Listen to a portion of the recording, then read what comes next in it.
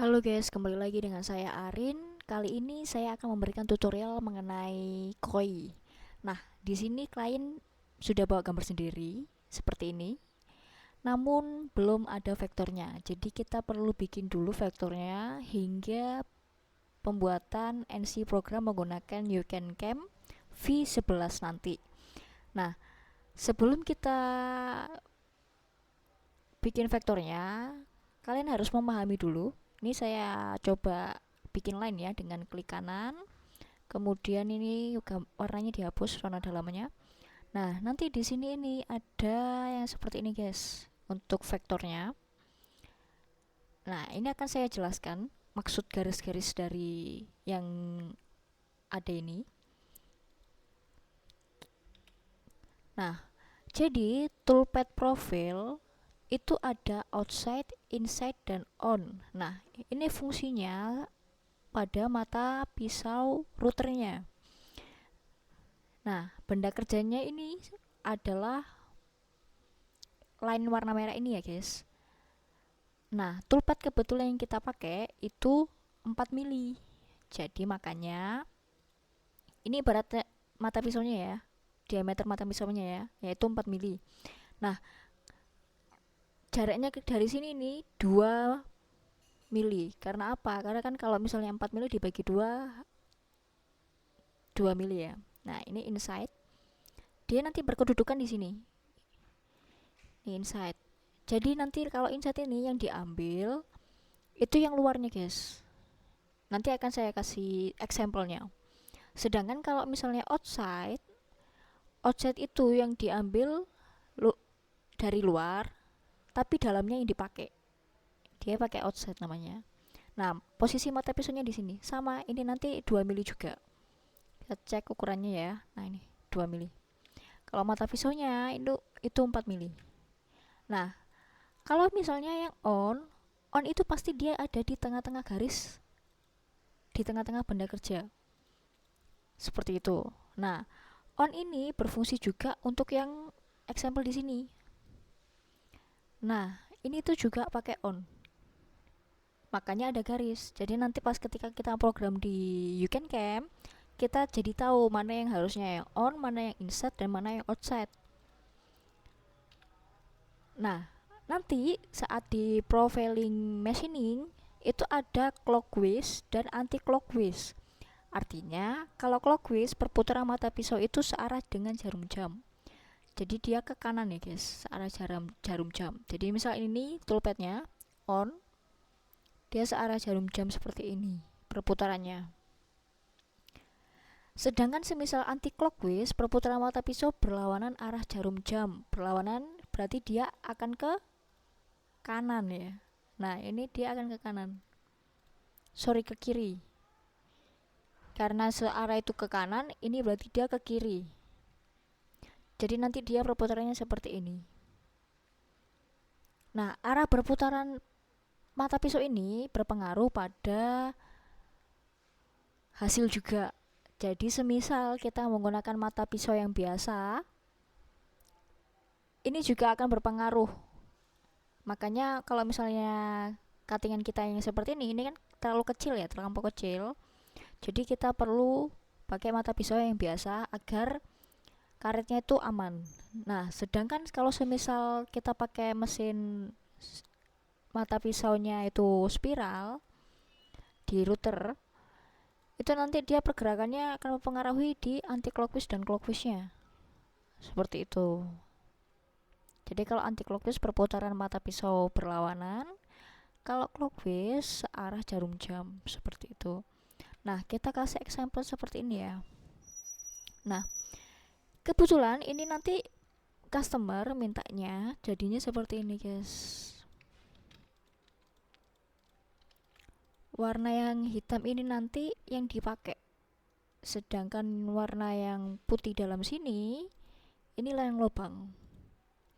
Nah, untuk kita bikin toolpadnya, maka kita seleksi dulu ya. Ini kan berarti yang dibuang. Yang putih di sini kan yang dibuang. Berarti kita di sini pakainya yang inside 0,2.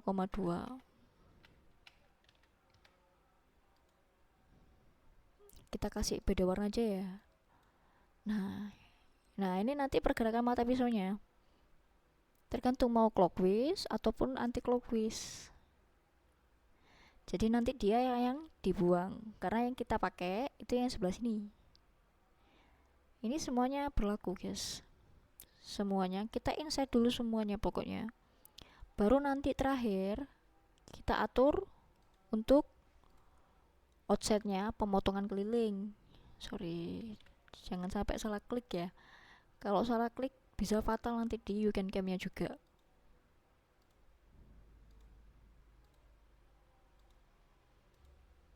Nah, ketika dia udah bikin seperti ini, yang merah ini pergerakannya mata pisau. Jadi nanti kan dia dibuang. Kalau misalnya yang outside, berarti kan kita pakainya yang outside. Jadi mata pisaunya ada di luar, makanya nanti hasilnya bisa jadi seperti ini. Gitu guys maksudnya. Nah, sedangkan kalau on seperti ini, kita kan ini line aja. Berarti dia pakai on. Kalau misalnya on, kita coba preview-kan aja ke customer langsung seperti ini. Jadi nanti punyanya customer jadinya kayak gini.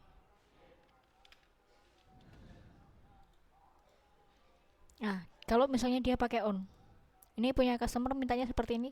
Jadi kita atur desainnya kayak gini.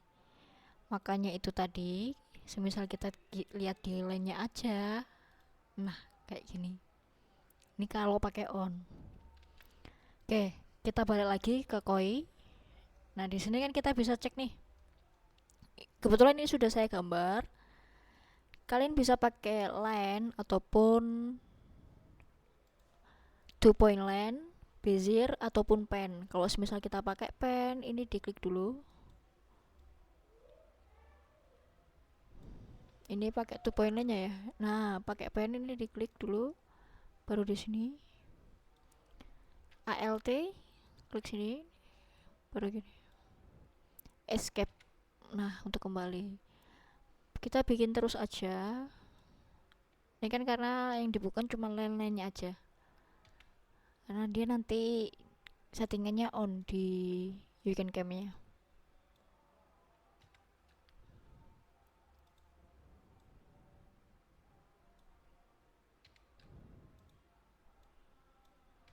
Nah, kurang lebih kayak gitu semua ya guys. Nanti dia di previewkan ke customer, kita langsung di counter lagi ya. Nah, kayak gini semua nanti sama dengan ini. Nah, kalau misal kalian perhatikan di sini dia itu tidak apa ya, ada yang tidak gandeng atau ada yang tidak pakai tali air. Jadi dampaknya apa? Dampaknya nanti ketika jadi hasilnya itu bisa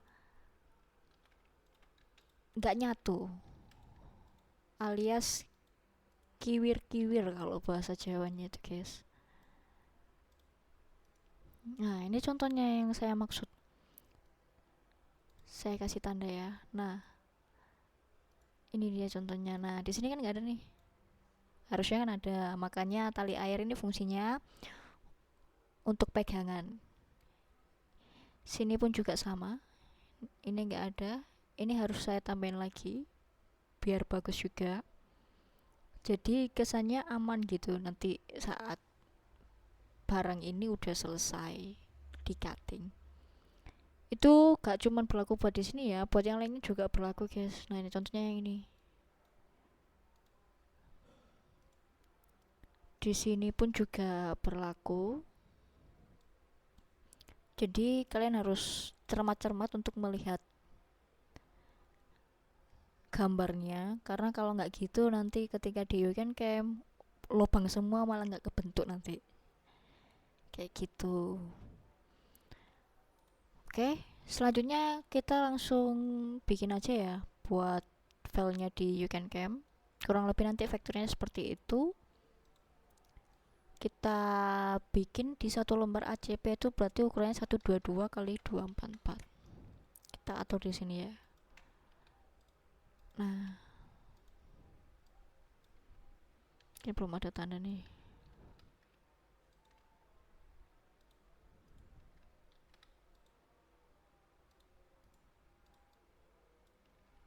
Nah, ini kan udah ada.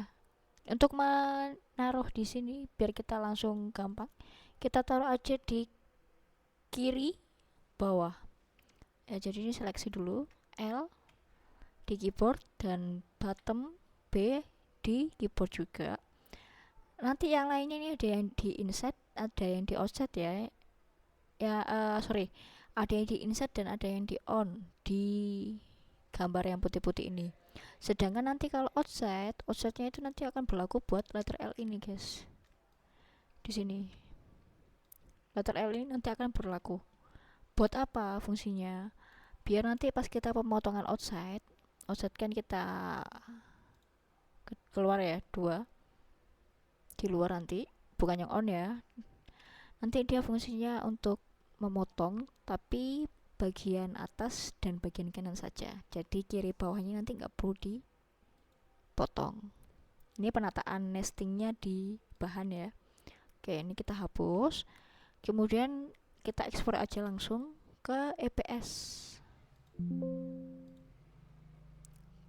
Oke.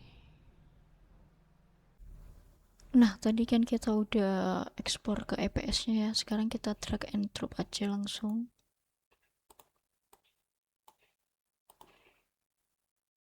Seperti ini. Nah, seperti ini. Ini nanti ngaruhnya saat kita bikin toolpad. Nah, kalau yang seperti ini, kita ungroup dulu. Dia pakai toolpadnya profile matching on ya. Sebelumnya untuk yang ACP 1 lembar kedalamannya 5.2, ACP 2 lembar kedalamannya 9.2, dan ACP 3 lembar kedalamannya 13 mili. Ini kita pakai angle-nya 4, on 5.2 karena cuma 1 lembar aja yang naik. Clockwise dan anti clockwise di sini pada perputaran mata pisau. Kalau clockwise itu searah jarum jam, kalau anti clockwise itu berlawanan arah jarum jam. Kita pilih dulu ya, ini kita seleksi aja, enter, kemudian select, enter, select.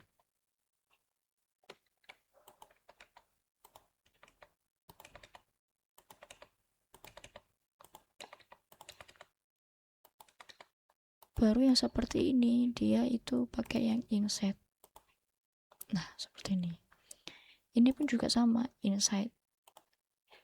Nah, kurang lebih seperti itu. Kebetulan ini udah selesai saya bikin semuanya, yang on dan inside. Selanjutnya kita bikin yang offsetnya aja.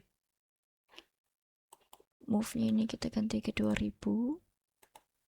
Ini kita geser ke kiri ya, pakai panah yang di keyboard kiri aja. Kemudian ungroup, kita seleksi lagi. Yang kita pakai nanti kita group, yaitu letter L-nya buat pemotongan. Kita kembalikan lagi, move rotate-nya diganti 2 lagi. Kemudian yang sini kita klik 2 kali. Nah, ini adalah titik tembak. Kalau misalnya kayak gini berarti tembaknya ada di bawah. Harusnya tembaknya di kiri atas. Nah, selanjutnya kita pilih yang ya, lihatlah bedanya. Itu garis birunya ini profile matching outside. Nah, seperti ini. Dia berarti di luar nanti pahatnya, karena yang diambil nanti dalamnya sini. Nah, selanjutnya kita harus bikin circle di sini. Buat mata pahatnya kan diameternya 4.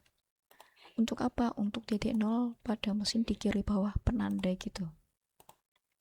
Nah, ini diselect dulu, kemudian shift, select yang sebelah sini, kontrol panah ke kiri, kontrol panah ke bawah. Move-nya juga sama, langsung tinggal di panah kiri, panah bawah. Nah, kalau misalnya kita pakai diameter ini tetap 4, di toolpadnya sini dia nggak akan kedeteksi. Maka dari itu kita harus bikin 4.3. Nah, ini kan proporsional berubah. Harusnya kita ganti di sebelah sini. Yang tengah-tengah sini ngaruhnya. Nah, seperti itu. Toolpad, profile, insert. Oke. Nah, ini udah selesai. Hal yang pertama dilakukan adalah yang bagian dalam dulu. Kita buat programnya, kemudian bagian luar, dan yang terakhir kita buat yang titik nol ini wajib terakhir. Kemudian kita simulasikan. Mau kita save dulu juga bisa.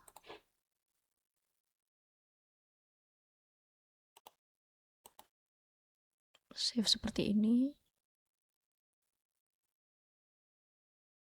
Close, lalu kita simulasikan. Nah, ini kita sakit semua, kemudian sheet simulation, top view, start.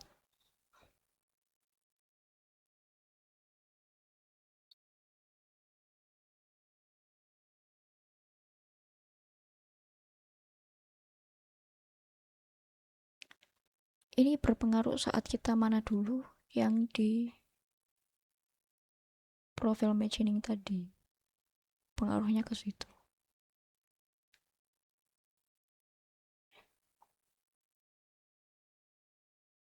Nah, ini simulasi untuk pas saat pergerakannya di mesin.